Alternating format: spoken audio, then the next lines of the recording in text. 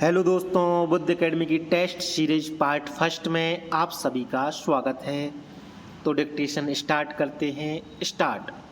मामले के अंतिम रूप से अवधारण की शक्ति न्यायालय मामले का अंतिम रूप से अवधारण कर सकेगा और ऐसा कोई आदेश डिक्री पारित कर सकेगा जैसा कि मामले में अपेक्षित हो, लेकिन ऐसा न्यायालय तभी कर सकेगा जब कि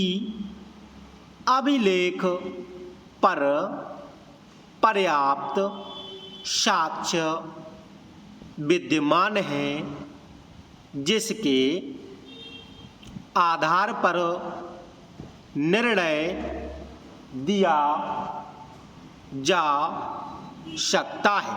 पूर्ण विराम। मामले के अंतिम रूप से अवधारण के लिए पर्याप्त साक्ष्य का होना आवश्यक है। पूर्ण विराम। जहां न्यायालय मामले में अंतिम रूप से अवधारण करेगा, वहाँ उसे यह शक्ति प्राप्त है कि वह किसी डिक्री की अल्पविराम जिसके विरुद्ध अपील की गई है अल्पविराम पुष्टि कर सकेगा। अल्पविराम उसे उलट सकेगा या उसमें फेर कर सकेगा। पूर्ण विराम। यही नहीं, अपीलीय न्यायालय पक्षकारों की सहमति से कोई डिक्री या आदेश इस रूप में पारित कर सकेगा जैसा कि पक्षकार सहमत हों। पूर्ण विराम। इस शक्ति के अधीन न्यायालय वादी का समझौता या समायोजन भी कर सकता है। पूर्ण विराम। प्रथम, अपीलीय न्यायालय जब निचली अदालत के डिक्री को उलटने जा रहा है तो उसे निचली अदालत के साक्ष्य और निर्णय के कारणों पर अवश्य विचार करना चाहिए। पूर्ण विराम। मामले का प्रतिप्रेषण करने की शक्ति अपील न्यायालय को शक्ति प्राप्त है कि वह मामले का प्रतिप्रेषण उसी न्यायालय को कर सकेगा, जिसके डिग्री से अपील की गई है पूर्ण विराम, जहां उस न्यायालय ने जिसको डिग्री की अपील की गई है बाद का निपटारा किसी प्रारंभिक बिंदु पर कर दिया है और डिग्री अपील में उलट दी गई है अल्प विराम।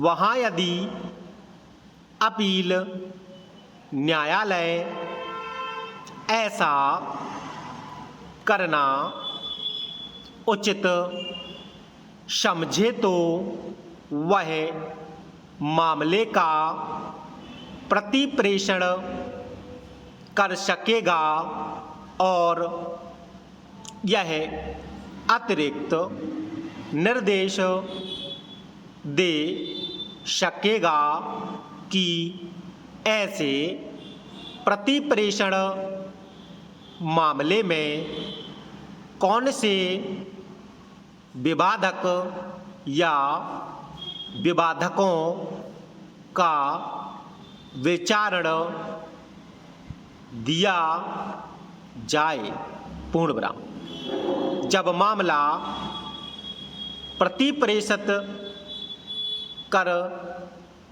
दिया जाए तो अधीनस्थ न्यायालय उन विवादकों या उस विवादक पर विचारण करेगा और उसका अवधारण करने के पश्चात अपने निर्णय और आदेश को प्रति अपील न्यायालय को भेजेगा पूर्ण विराम।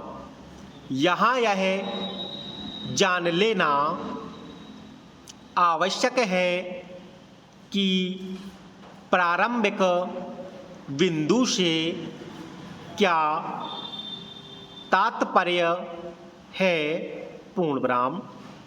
प्रारंभिक बिंदु से तात्पर्य ऐसे बिंदु से है जिस पर दिया गया निर्णय संपूर्ण मामले का निस्तारण कर देता है और अन्य बिंदुओं पर निर्णय को आवश्यकता नहीं होती पूर्ण विराम।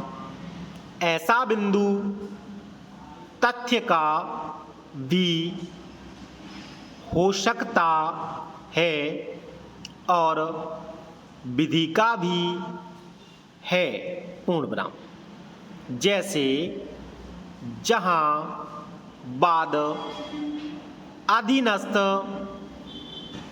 न्यायालय द्वारा इस आधार पर खारिज कर दिया जाता है कि यह परिसीमा नियम द्वारा बाधित है पूर्ण विराम, परंतु जहाँ उस न्यायालय ने जिसकी डिक्री की अपील की गई है अल्प विराम, मामले का निपटारा किसी प्रारंभिक बात पर करने से अन्यथा कर